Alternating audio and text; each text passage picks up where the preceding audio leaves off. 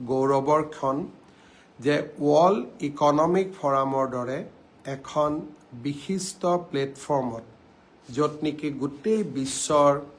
উদ্যোগপতিসকল আহে, পলিটিচিয়ানসকল আহে, ইণ্টেলেকচুৱেলসকল আহে, ইকনমিষ্টসকল আহে,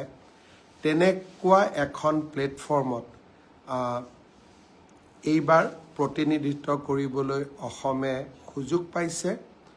মই পুনৰ এবাৰ আপোনালোকৰ সকলোৰে শুভেচ্ছা বিচাৰিছোঁ, যাতে অসমৰ বিষয়ে, অসমৰ সম্ভাৱনা, অসমৰ সম্পদৰ বিষয়ে মই বিশ্বৰ এই ইকনমিক ফৰামত বা অৰ্থনৈতিক সংস্থাৰ মঞ্চত ৰাজ্যখনৰ সম্ভাৱনা, সম্পদ, মানৱ সম্পদ, গোটেই পৰ্যটনৰ সুবিধা, এই সকলো বিষয়ে যাতে মই ক'ব পাৰোঁ, আপোনালোকৰ শুভেচ্ছা বিচাৰিছোঁ।